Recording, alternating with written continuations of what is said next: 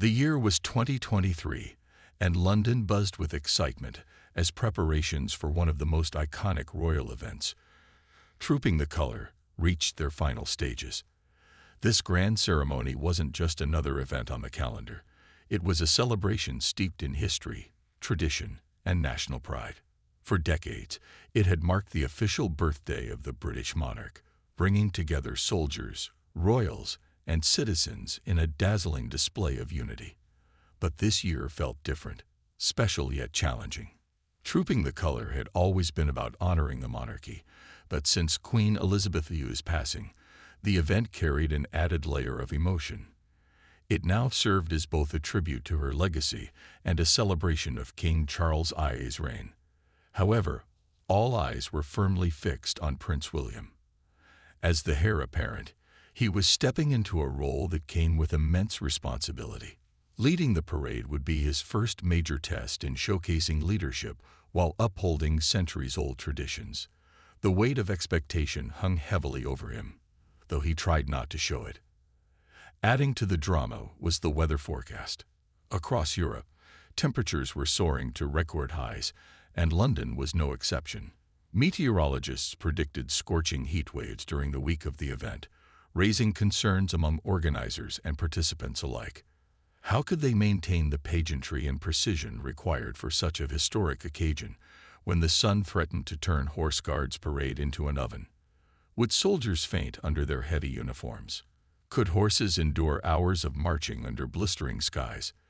These questions loomed large, casting uncertainty over what should have been a joyous celebration. For weeks leading up to the big day, behind-the-scenes efforts intensified. Organizers worked tirelessly to ensure everything ran smoothly despite the sweltering conditions. Medical tents were set up along the route, stocked with water, ice packs, and first aid supplies. Soldiers trained rigorously, practicing drills under simulated heat to build endurance. Even the horses underwent special conditioning exercises to prepare them for the grueling march ahead. Every detail mattered because failure wasn't an option, not when millions around the world would be watching. Meanwhile, Prince William faced his own battles. Balancing respect for tradition with adapting to modern realities weighed heavily on his mind. He knew the importance of getting this right, not just for himself, but for the institution he represented. Each morning, he woke before dawn to practice riding his horse, ensuring every movement was flawless. Yet, as the days grew hotter, so did his anxiety. Could he lead with grace under such intense pressure?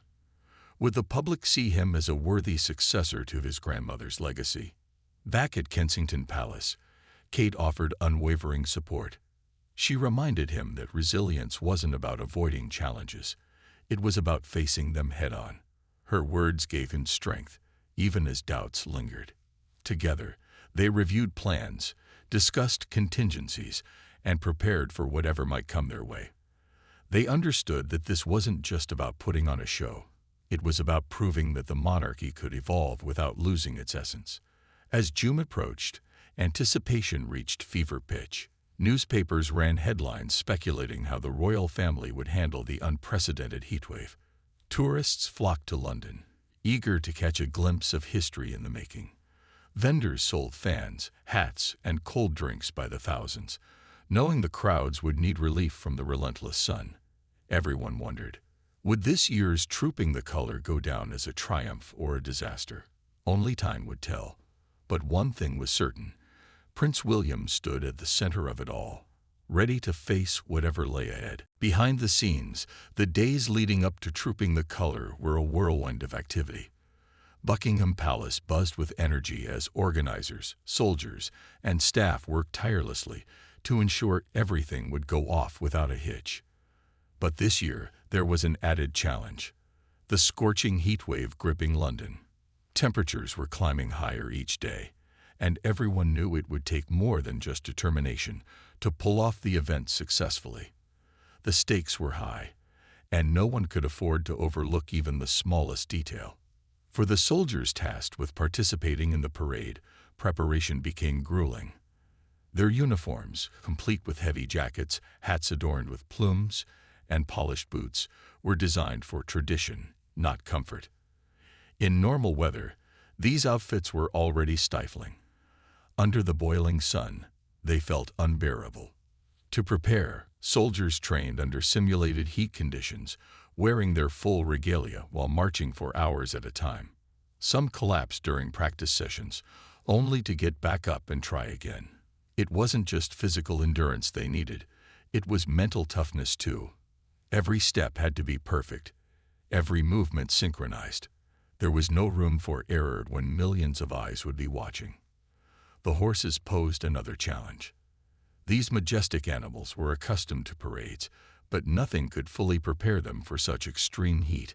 Handlers spent extra hours caring for them, ensuring they stayed hydrated and cool. Misters were installed in their stables, and water troughs were placed strategically along the route where the horses would march. Veterinarians stood by, ready to intervene if any animal showed signs of distress. Everyone involved understood that the welfare of the horses was as important as the success of the parade itself. After all, these creatures weren't just participants. They were symbols of the pageantry and elegance associated with the monarchy. Meanwhile, medical teams prepared for every possible scenario. Heat stroke, dehydration, and exhaustion were real risks, especially for those standing or marching for hours under the relentless sun. Ambulances were stationed nearby, stocked with supplies to treat anyone in need. Volunteers handed out bottles of water to spectators lining the mall, urging people to stay hydrated and seek shade whenever possible. Organizers also made announcements reminding attendees to wear light clothing, bring hats, and apply sunscreen. Despite the challenges, efforts were being made to ensure safety remained a top priority. Prince William, however, bore the heaviest burden of all. As the leader of the parade, he carried not only the weight of his ceremonial uniform, but also the expectations of an entire nation. Each morning, he practiced riding his horse, focusing on maintaining control despite the heat. Sweat dripped down his face as he rehearsed commands and perfected his posture. Yet it wasn't just about mastering the technical aspects. It was about embodying the dignity and strength expected of a future king.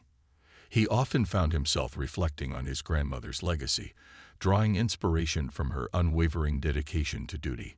She never let anything stand in her way, he thought. If she could endure decades of service with grace, surely he could handle one day in the sun. Kate, ever supportive, played a crucial role behind the scenes.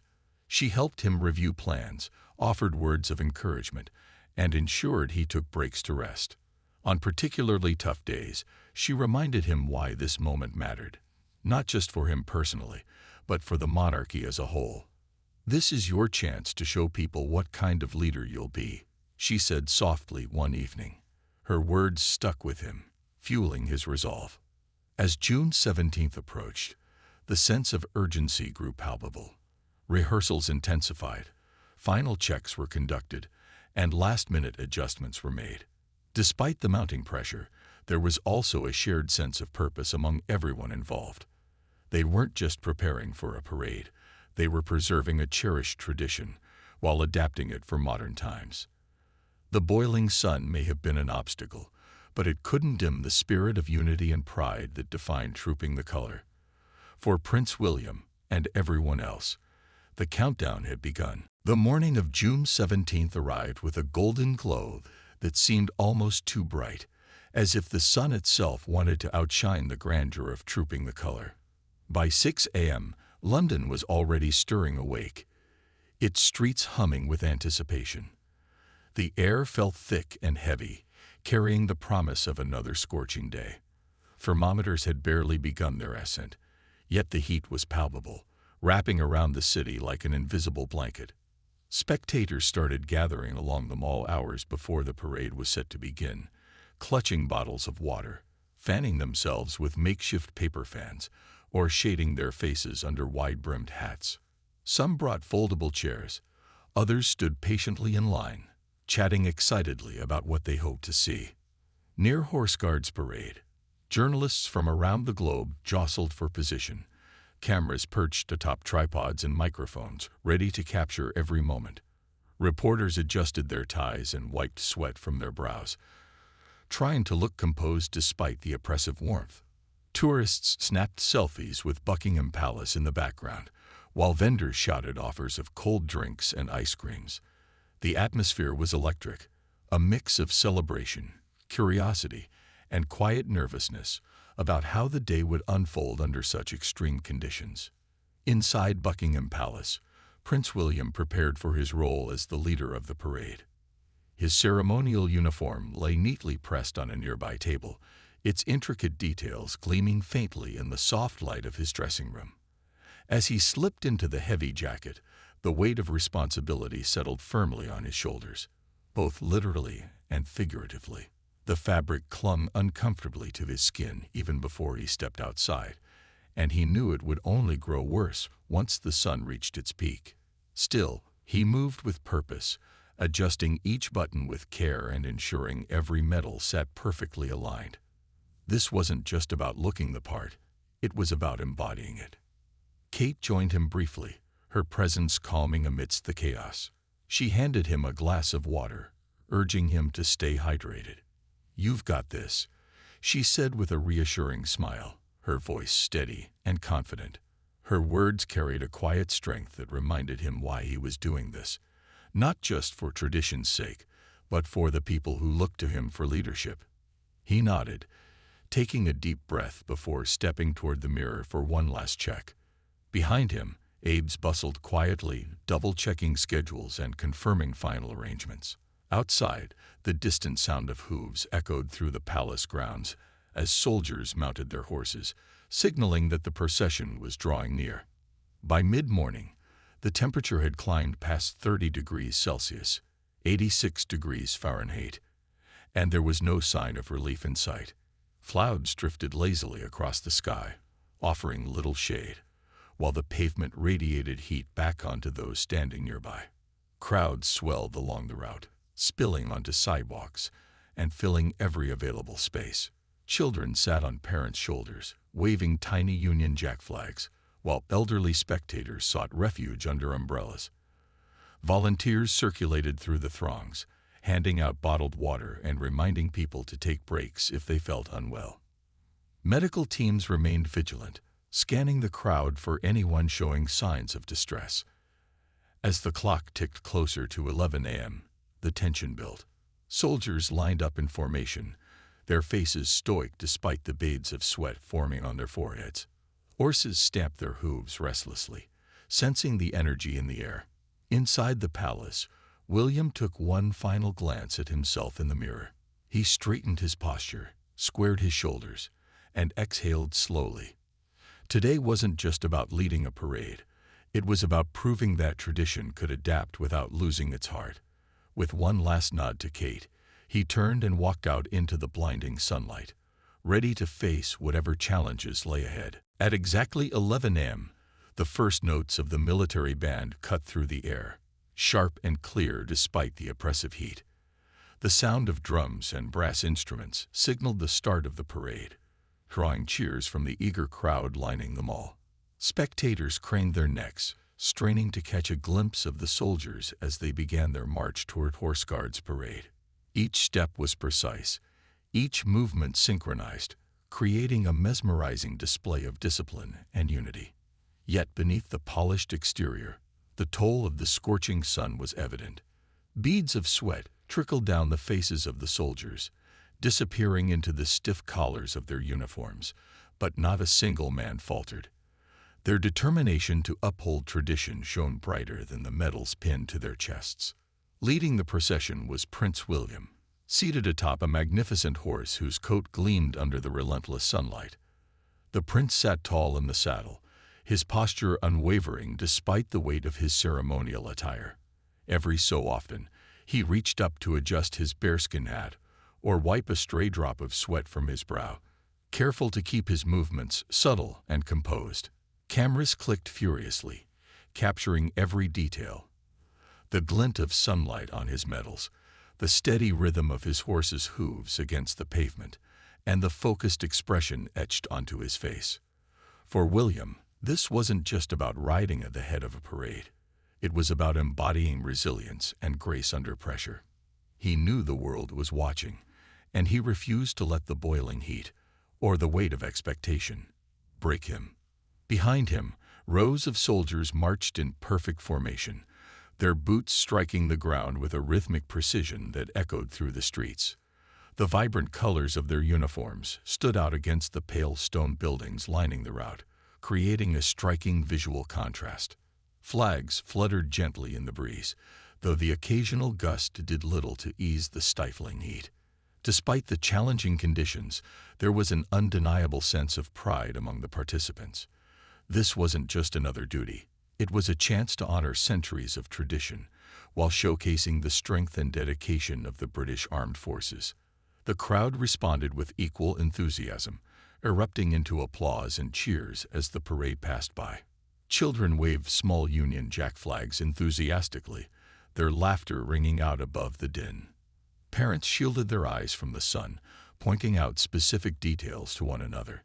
The intricate designs on the soldiers' hats, the majestic horses pulling carriages, or the way the sunlight caught the edges of the ceremonial swords.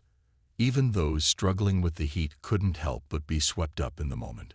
It was impossible not to feel a sense of awe at the sheer scale and beauty of the event. Yet, amidst the pageantry, there were moments of quiet humanity. As the procession moved forward, William occasionally slowed his horse to exchange brief words with some of the soldiers marching nearby. A nod here, a few encouraging words there. It was subtle, but it didn't go unnoticed. These small gestures spoke volumes about his leadership style, emphasizing empathy and connection even in the midst of such a formal occasion. Soldiers who caught his eye seemed to stand a little taller, their steps growing firmer as they drew strength from his acknowledgement. By the time the parade reached Horse Guards Parade, the temperature had climbed even higher, nearing 35 degrees Celsius, 95 degrees Fahrenheit. The asphalt radiated waves of heat, distorting the view of the iconic landmarks beyond. Spectators fanned themselves vigorously, many retreating to the shade of nearby trees or buildings for temporary relief. Yet, the energy remained infectious. No one wanted to miss a single moment of this historic event, not when it marked such a pivotal chapter in the monarchy's story. As the final notes of the band faded into the distance, the crowd erupted into applause once more, their cheers mingling with the distant whinny of horses and the clatter of hooves. The parade may have been physically demanding, but its impact was undeniable, a testament to endurance, unity, and the enduring power of tradition. As the parade neared its halfway point, a sudden and unexpected moment of chaos threatened to disrupt the carefully choreographed event. One of the horses, already unsettled by the sweltering heat and the overwhelming noise of the crowd, reared up abruptly, its front hooves slicing through the air like blades. Gasps rippled through the spectators as the rider struggled to regain control, his face tense with concentration. For a brief, heart-stopping moment, it seemed as though both horse and rider might topple onto the pavement. The rhythmic cadence of the march faltered slightly as nearby soldiers instinctively shifted their attention to the unfolding scene. Prince William, riding just ahead, immediately noticed the commotion.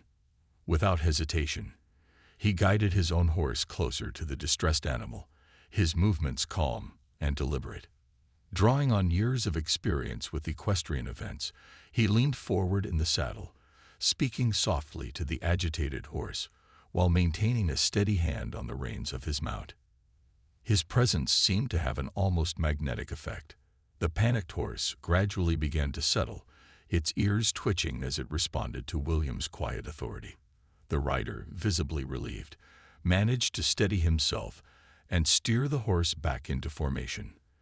Though the incident lasted only a few minutes, it left a lasting impression on everyone who witnessed it, both in the crowd and among the participants. The ripple effects of this near disaster weren't limited to that single moment. As the parade continued, whispers spread among the soldiers about how quickly things could unravel under such extreme conditions. Many had already been struggling with the oppressive heat, their heavy uniforms soaking through with sweat despite their best efforts to stay composed. Some walked with slightly uneven steps, their energy waning as dehydration took its toll. Officers circulated quietly, offering words of encouragement and reminding their troops to focus on the task at hand. "We're almost there," one officer murmured to a soldier whose face was flushed red from exertion. "Just keep pushing." William, too, remained acutely aware of the growing strain. During the inspection of troops later in the ceremony, he made a point to pause more frequently than usual, exchanging brief but meaningful words with several soldiers who looked particularly fatigued. To one young private whose hands trembled slightly as he saluted, William offered a small nod and said, "You're doing brilliantly. Keep going." These moments may have seemed minor, but they carried significant weight. Soldiers straightened their postures and squared their shoulders after his acknowledgement, drawing strength from his leadership and compassion. Meanwhile, the crowd continued to cheer enthusiastically, though some spectators were clearly feeling the effects of the relentless sun. A few people fainted and were quickly attended to by medical teams stationed along the route. Volunteers handed out bottles of water and urged those in need to move into shaded areas. Despite these challenges, the atmosphere remained overwhelmingly positive. Parents shielded their children from the sun with umbrellas, while others used programs or newspapers to fan themselves. The spirit of camaraderie prevailed, with strangers sharing water, offering seats, or helping each other find relief from the heat. Back at Horse Guards Parade, the final stages of the parade unfolded against a backdrop of shimmering heat waves rising from the ground. The precision of the soldiers' movements never wavered, even as exhaustion tugged at their resolve. William led them onward, his expression unwavering despite the beads of sweat trickling down his temples. Every step felt heavier now, every breath hotter, but no one dared let their guard down, not when so much depended on seeing the event through to its conclusion. By the time the parade concluded, the sense of collective triumph was palpable. The crisis with the horse had been averted, the soldiers had persevered, and the crowd had shown remarkable resilience. Yet, beneath the surface, there was a shared understanding that this year's Trooping the Color had tested everyone in ways they hadn't anticipated. For Prince William, the experience reinforced a valuable lesson. True leadership wasn't just about maintaining order. It was about showing empathy, adaptability, and courage when it mattered most. And as he dismounted his horse and prepared for the next phase of the day, he allowed himself a brief moment of pride. They had faced the boiling sun together and emerged stronger for it. As the parade concluded and the final notes of the military band faded into the humid London air, all eyes turned skyward for one of the most anticipated moments of Trooping the Color, the RAF fly past. The crowd, already buzzing with excitement from the procession, grew even more animated as distant rumblings signaled the approach of the jets. Children pointed eagerly at the horizon, while adults shielded their eyes against the glaring sun, waiting to catch a glimpse of the aircraft slicing through the cloudless blue sky. When the planes finally appeared, they roared overhead in perfect formation, their engines thundering like a heartbeat that echoed across the city. Trailing behind them were vibrant plumes of red, white, and blue smoke, the colors of the Union Jack, painting the heavens with streaks of patriotism. Cheers erupted from the spectators below, blending with the deafening roar of the jets. For a few fleeting seconds, time seemed to stand still as everyone gazed upward, united by awe and admiration. It was a moment of pure spectacle, a reminder of the precision and skill that defined Britain's armed forces. Standing on the balcony of Buckingham Palace alongside his father, King Charles II, Prince William watched the display with quiet reverence. His face betrayed little emotion, but those who knew him well could see the flicker of pride in his eyes. This wasn't just another ceremonial act. It was a celebration of unity, resilience, and national identity. Yet beneath the surface, William's thoughts drifted to memories of his grandmother, Queen Elizabeth I. He remembered her unwavering dedication to duty, her ability to bring people together during times of joy and sorrow alike. In that moment, he felt her presence keenly, as if she were standing beside him, offering silent encouragement. In a poignant twist, the royal family chose this moment to honor the late queen in a deeply symbolic gesture. As the last jet disappeared into the distance, doves were released from cages positioned near the palace grounds. Their wings fluttered gracefully against the bright sky, symbolizing peace, hope, and renewal. The sight brought tears to many eyes, including those of the stoic prince himself. For William, it was a powerful reminder of the legacy he carried, not just as a future king, but as a guardian of the values his grandmother had cherished so deeply. The emotional weight of the day didn't escape the crowd either. Some spectators wiped away tears, moved by the combination of pageantry and tribute. Others clapped and cheered, their voices hoarse from hours of shouting encouragement under the relentless sun. Even amidst the heat and exhaustion, there was an undeniable sense of connection, a shared understanding that this year's Trooping the Color was about more than tradition. It was about honoring the past while embracing the challenges of the present. Back inside the palace, preparations were underway for the balcony appearance, a highlight of the event. Staff bustled quietly, ensuring every detail was perfect. Meanwhile, William took a rare moment to step aside and gather his thoughts. Leaning against a window frame, he stared out at the sea of people gathered below. Despite the physical toll of the day, the weight of his uniform, the scorching heat, the constant pressure, he couldn't help but feel grateful. Leading Trooping the Color hadn't been easy, but it had taught him something invaluable. Leadership wasn't about avoiding difficulties. It was about finding strength in vulnerability and purpose in perseverance. When the royals finally stepped onto the balcony, the cheers reached a crescendo. Thousands of faces turned upward, cameras flashing like fireflies in the midday sun. William stood tall, flanked by his family, and offered a small smile to the crowd. It wasn't flashy or overly dramatic. It was genuine, a reflection of the gratitude and respect he felt for everyone who had endured the sweltering conditions to be part of this historic occasion. As confetti cannons erupted and music filled the air, the scene became a blur of color and sound, capping off a day that would be remembered not just for its grandeur, but for its humanity. For Prince Williams, the fly past and the dove release marked more than just ceremonial milestones. They were reminders of what truly mattered. Tradition might define the monarchy, but it was empathy, adaptability, and resilience that would shape its future. And as he stood there, bathed in sunlight and surrounded by love, he knew he was ready to carry that torch forward. As the final echoes of the RAF jets faded into the distance and the balcony appearance drew to a close, the public's reaction began pouring in, both in person and online. The streets around Buckingham Palace buzzed with chatter as families, friends, and tourists lingered, reluctant to leave despite the oppressive heat. Many were still fanning themselves or sipping water, their faces flushed but glowing with satisfaction. "That was incredible," one man said to his companion, his voice tinged with awe. "I've never seen anything like it." Nearby, a child tugged at her mother's sleeve, clutching a small Union Jack flag tightly in her hand. "Can we come back next year?" she asked, her eyes wide with wonder. For countless spectators, this year's Trooping the Color wasn't just an event. It was an experience they wouldn't soon forget. On social media, however, reactions were more mixed.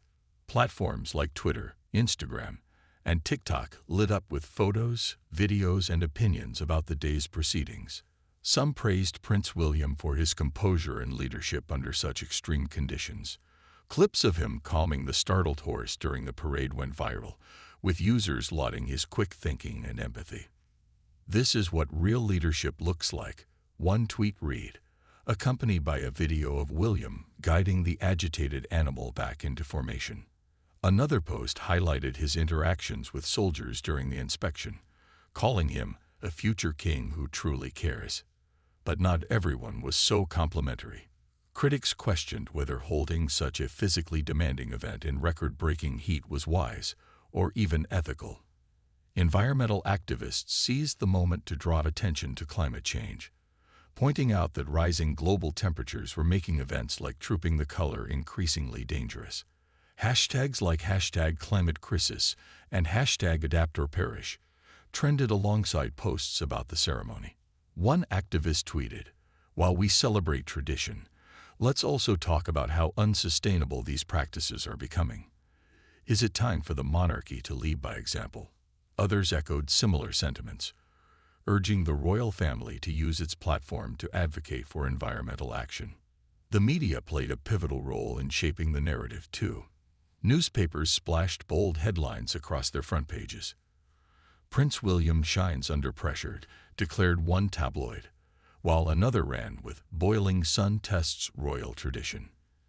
Television news segments featured interviews with attendees, many of whom praised the efforts of organizers and participants alike. Yet, some reporters took a more critical tone, questioning whether the pageantry overshadowed practical concerns. One journalist noted, "Yes, the spectacle was breathtaking. But at what cost?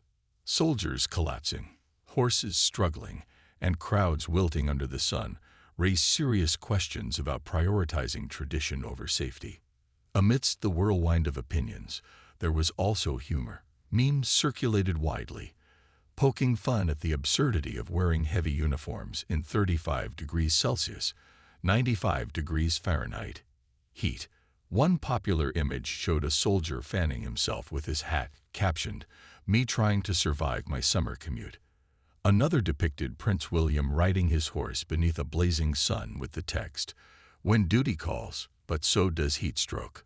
These lighthearted takes provided a counterbalance to the heavier discussions, reminding people that even moments of grandeur can have their share of relatable struggles. For Prince William himself, the varied reactions underscored the complexities of modern monarchy. Back at Kensington Palace, he scrolled through some of the coverage, pausing occasionally to reflect on what he saw. He understood that leading meant accepting both praise and criticism, and using both to grow stronger. The positive feedback reinforced his belief in the importance of compassion and adaptability, while the critiques pushed him to think critically about how traditions could evolve without losing their essence. Kate joined him briefly, glancing over his shoulder at a particularly scathing article. "Don't take it personally," she said gently. "They're not just talking about you. They're talking about everything the monarchy represents, and that means we have a chance to shape the conversation." Her words resonated deeply. William realized that Trooping the Color wasn't just about honoring the past, it was about setting the tone for the future, a future where resilience, responsibility, and relevance would define the institution he was destined to lead. By evening, as London cooled slightly and the last of the crowds dispersed, the full impact of the day began to sink in.